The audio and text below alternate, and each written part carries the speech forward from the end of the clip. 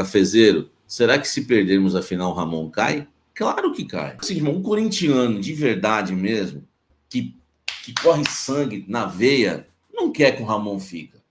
Pode até ser campeão com o Ramon, campeão paulista. Pô, legal, velho. É o que o torcedor quer. O Corinthians, inclusive, tem a vantagem de jogar o segundo jogo em casa, que a gente não sabe se é vantagem ou não é. Enfim. Mas, cara, é um técnico, meu irmão. É só um cara frio que não tá nem aí pro Corinthians que consegue ter paciência com o Ramon. Desculpa, eu sou jornalista, mas eu sou corintiano de verdade. Eu não fico interpretando que eu sou corintiano. Eu sou corintiano de verdade. E um corintiano de verdade, meu irmão, não quer o Ramon no comando. Sendo campeão ou não, não quer. Porque é um treinador que se perde no jogo de hoje. Quando ele coloca o Romero, tá errado. O Corinthians não fez o primeiro gol por causa da substituição. O Corinthians fez o primeiro gol de bola parada com o seu Félix Torres. Cafezeiro, será que se perdermos a final o Ramon cai? Claro que cai. O Augusto já tinha revelado para pessoas dentro do clube que se perdesse para o Santos, fosse eliminado, não ia segurar. O Ramon não estaria hoje no banco de reservas. Se não for campeão paulista, vai cair. É obrigação. É obrigação. Paulista é obrigação. Alguém aqui pensa diferente? Abre aspas pro Augusto Melo sobre o Ramon Dias. Eu estou pensando no jogo domingo. A gente está focado. A gente conversou no vestiário. Amanhã também vamos sentar, avaliar tudo que aconteceu, tudo que vem acontecendo. E a gente está mais focado no jogo de domingo.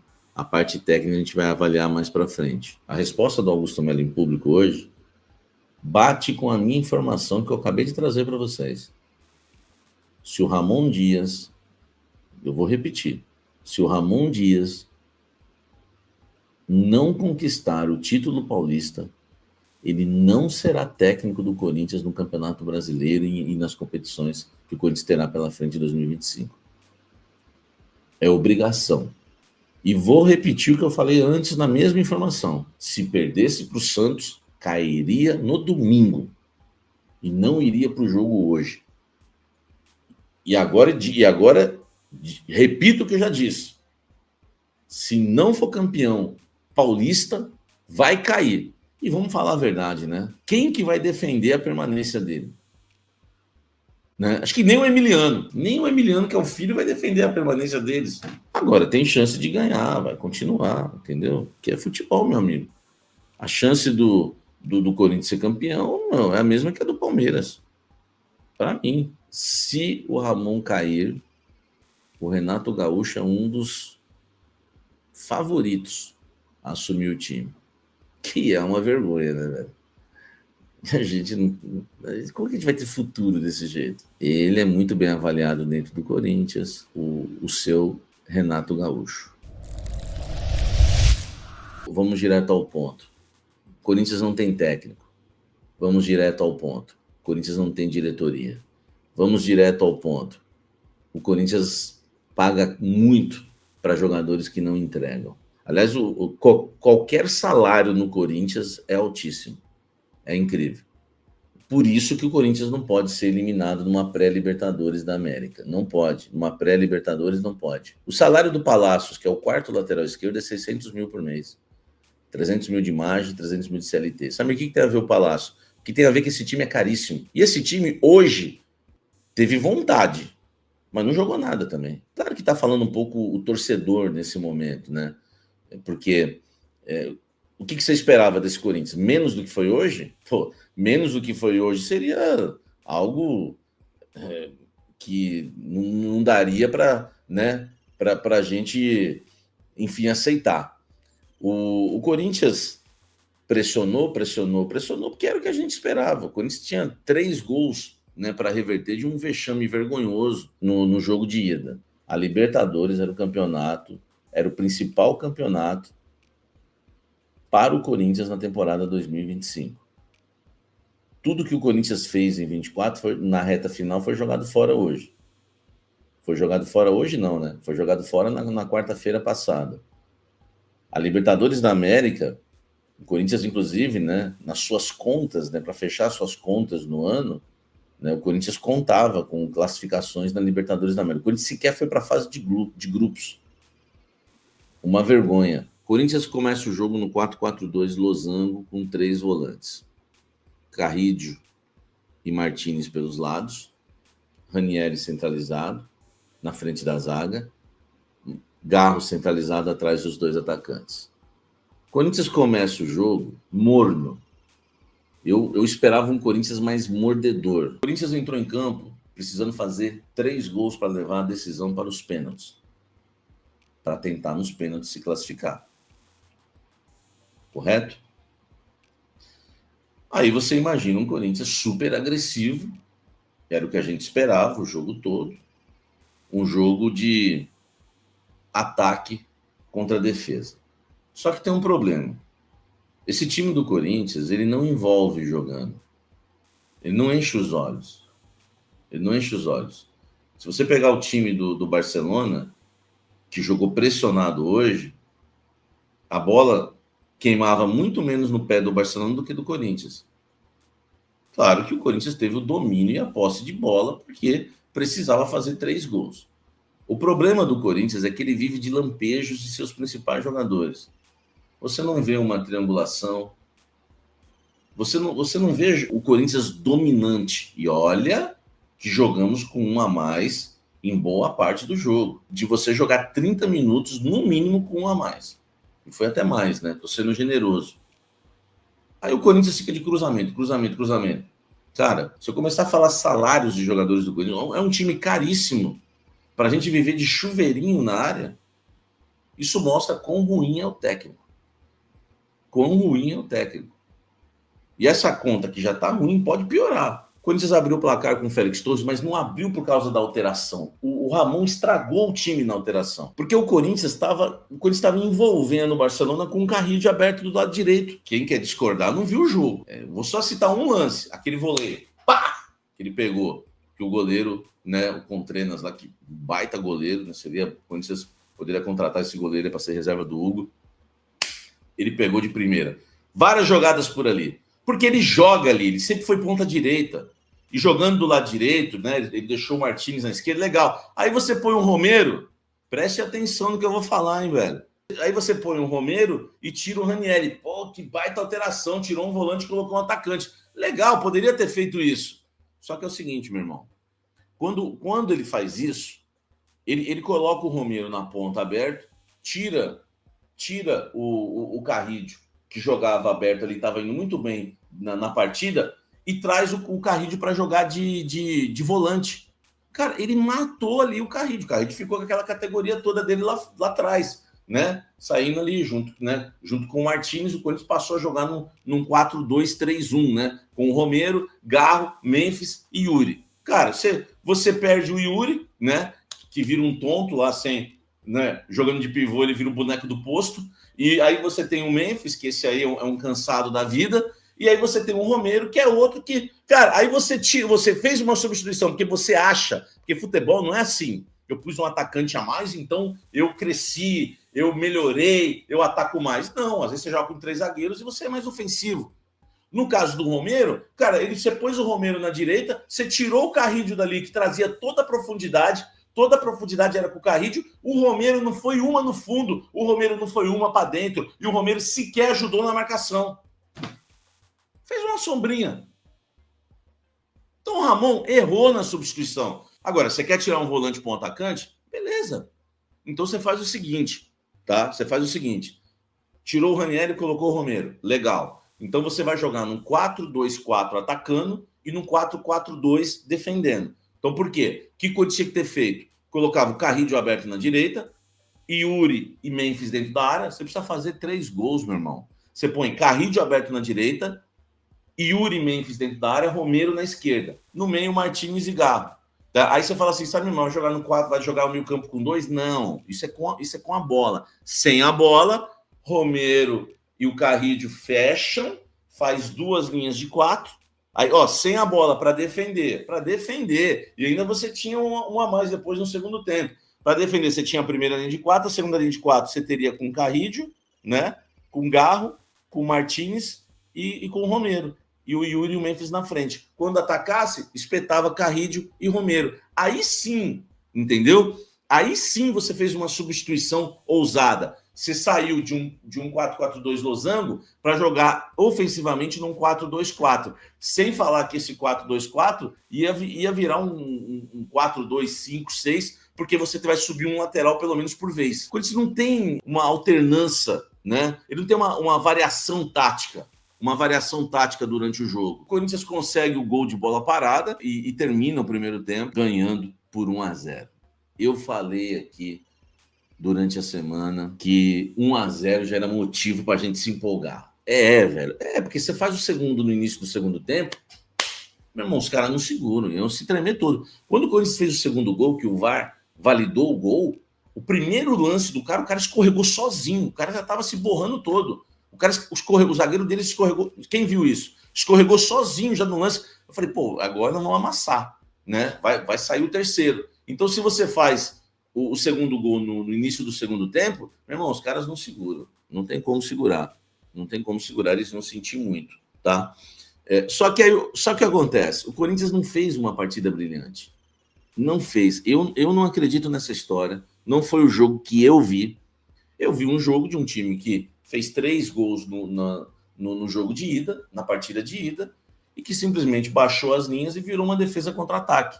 Mas uma defesa contra-ataque pobre, pobre, pobre, pobre, pobre. Não travou, não. É que é pobre mesmo. Balão na área, balão na área, balão na área. Lembra que eu falei do Anchileri? O passe que ele deu pro Garro fazer o gol contra o Santos? Bidu, toda hora. Pega a bola, fecha o olho e pau na área, entendeu? Mateuzinho, perna de pau, joga de qualquer jeito na área. Os caras não pensam, meu irmão.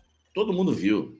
Balão, balão, balão, balão, balão, balão. Aí entra o Thales. Aí o Corinthians passou a jogar no 4-2-4 como eu pedi. Mas sabe quando que o Corinthians passou a jogar no 4-2-4?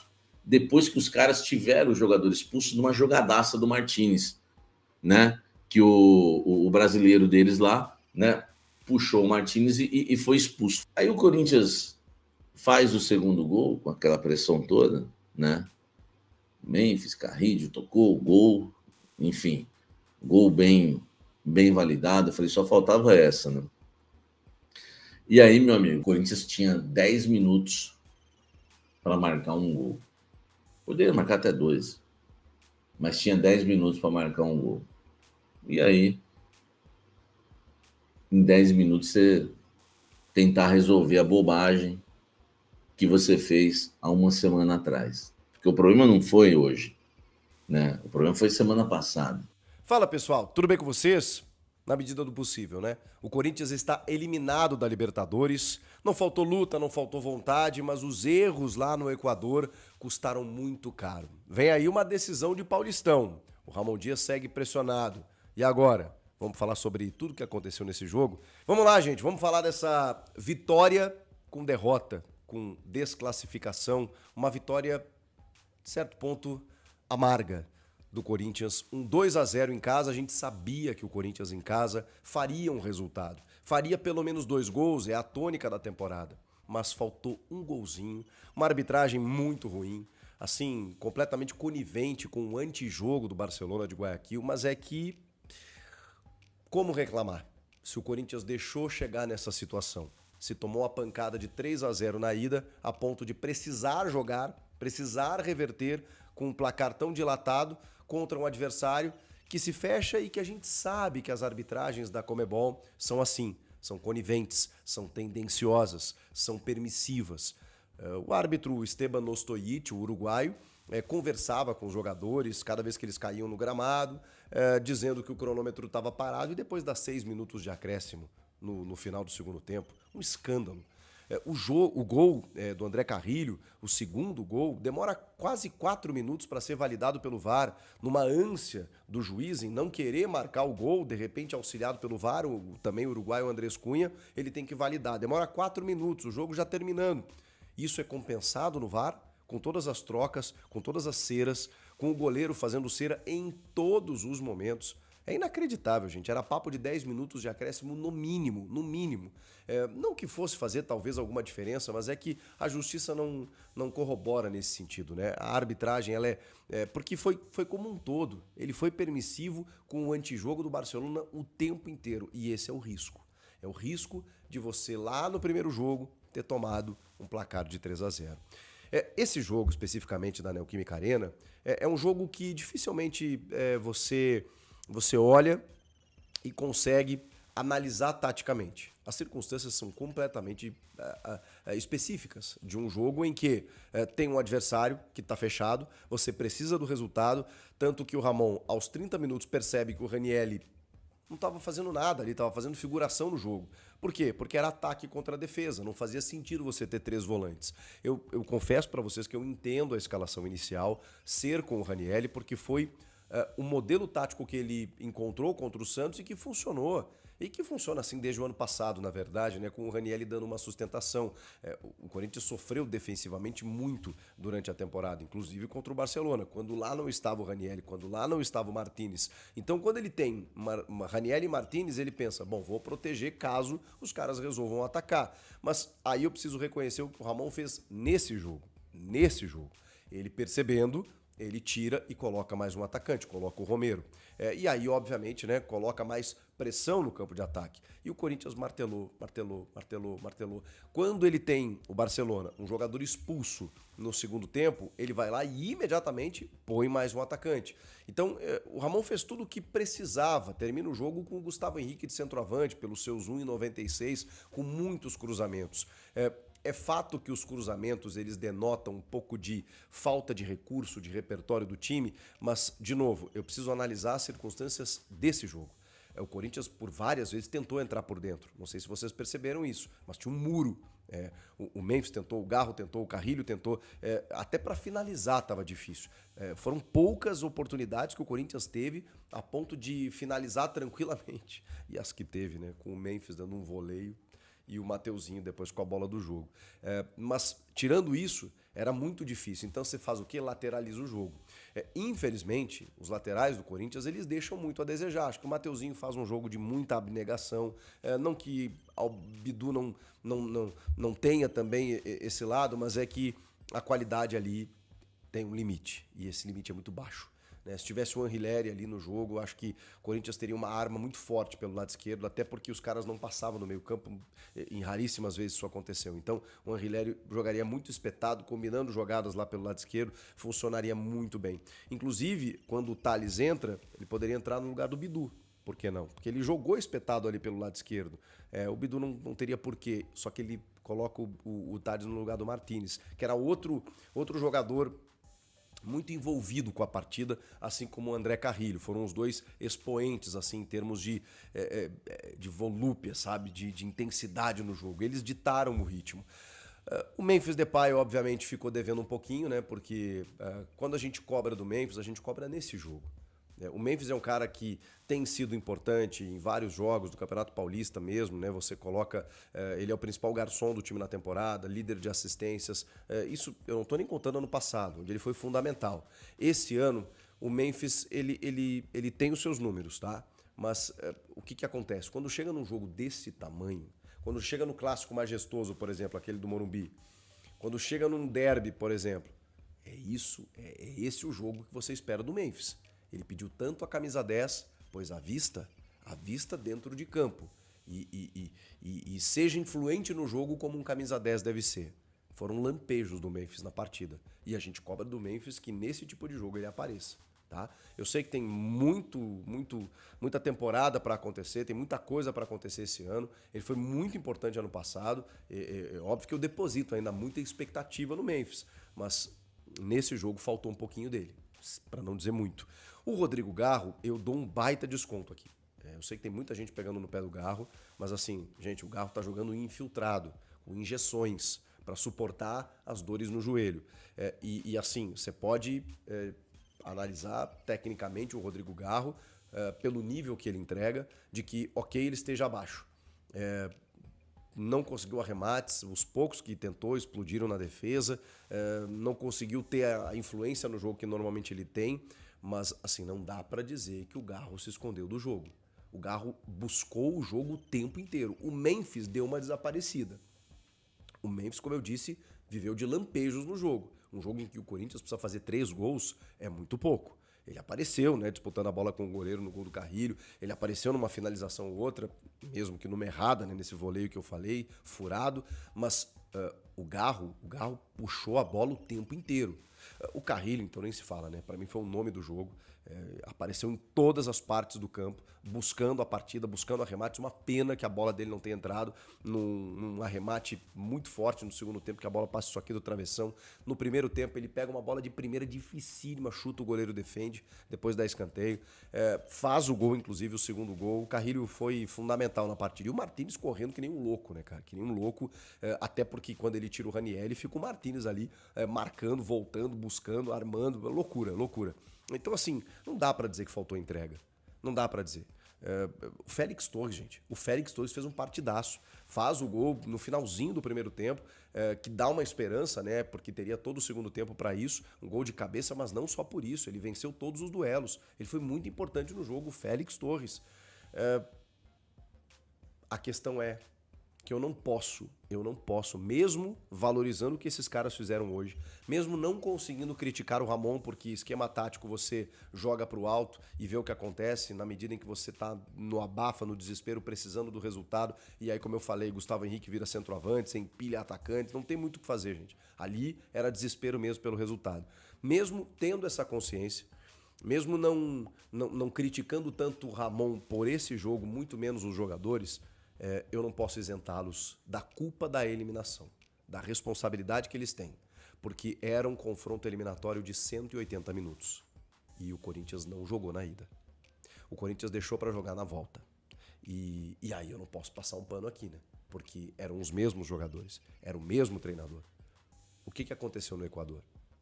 É isso que acontece quando você permite que você chegue para decidir em casa tendo tomado uma pancada na ida. Aquele jogo horroroso, modorrento, apático, terrível, sofrível, uma das piores atuações que eu vi da camisa do Corinthians, aquele jogo custou caro. Tá aí o resultado. Porque o Corinthians teve dificuldades na criação, teve um adversário fechado, teve uma arbitragem horrorosa e precisava fazer 3 gols, pelo menos, para levar para pênaltis. Era muito difícil. Era muito difícil. Então, a gente precisa entender que eles erraram. Eles erraram, eles falharam e eles têm culpa. Porque aquele primeiro jogo já começa a decisão. E os 2 jogos anteriores, contra a Universidade Central da Venezuela, foram 2 jogos terríveis, em que o Corinthians classifica daquele jeito. Então, não dá. Não dá pra gente aliviar nesse sentido. Agora, o Ramon Dias e esses jogadores têm uma decisão para jogar no domingo.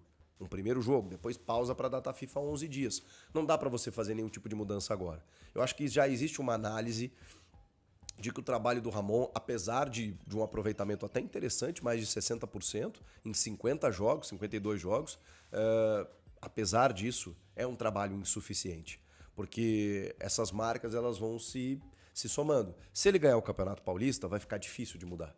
Porque é um título paulista que vai ser muito valorizado, especialmente por ser contra o Palmeiras, especialmente por impedir o Palmeiras de ser um tetracampeão e especialmente porque é um título que o Corinthians não ganha há 6 anos e tem ainda uma sequência de temporada como agora a Sul-Americana, que foi o que sobrou com a eliminação na Libertadores. Então, assim, vai ser difícil a mudança acontecer caso o Corinthians seja campeão. Mas como eu sempre digo para vocês, a instituição está acima de tudo. Eu não posso aqui dizer que, não, então bora perder para mudar o técnico. Não faz nenhum sentido. Se ele ganhar o Paulista, ele vai de novo merecer um voto de confiança, mas infelizmente ele tem atribuído para si essa marca negativa, de que em jogos decisivos, em jogos grandes, o time não consegue encontrar soluções. Ele não consegue encontrar soluções. E o que aconteceu nessa quarta-feira na Neoquímica Arena foi reflexo do que ele fez no primeiro jogo. E mata-mata são 2 jogos. Então, assim, gente, é um jogo que deixa uma frustração muito grande porque deu a sensação de que quase daria. De que quase deu. O goleiro Contreras fez o que quis e o que não quis, dentro da cera permitida pelo juiz. Mas o Corinthians tomou 3-0 na ida e não conseguiu reverter. Thales Magno entrou bem. O Romero, talvez ele pudesse ter entrado antes do Romero, mas eu não acho que o Romero tenha entrado tão mal. Entrou pela direita lá, fazendo as suas jogadas, buscando alguma coisa. O Gustavo Henrique de centroavante, o Memphis ali um pouco mais pelo lado esquerdo, o Garro atrás na meia-lua ali, buscando alguma infiltração e tal, os laterais deixando a desejar. A parte defensiva praticamente zerada, não foi atacada, né? Mas o segundo Castilho, né, o técnico do Barcelona, diz que a ideia era justamente forçar o time a fazer cruzamentos e tentar escapar com isso. Ele tomou 2 gols, ele foi no limite, mas a estratégia deu certo. E agora? Agora é o que eu digo para vocês, não tem o que fazer com a comissão técnica. Tem que esperar para ver o que vai acontecer no Paulista. Se ele ganhar, ele vai ganhar uma sobrevida, até porque 3 dias depois tem Campeonato Brasileiro e tem uma Sul-Americana para disputar. Esse é o risco. Agora, ganha o Paulista, quer mudar o treinador, é muito raro um dirigente fazer isso. Agora, a entrevista do Augusto Melo, ela me deixou com essa pulga atrás na orelha, porque ele disse que a gente está analisando tudo que está acontecendo, mas temos uma final pela frente, a questão técnica a gente vai analisar mais para frente. Ou seja, ele não está satisfeito.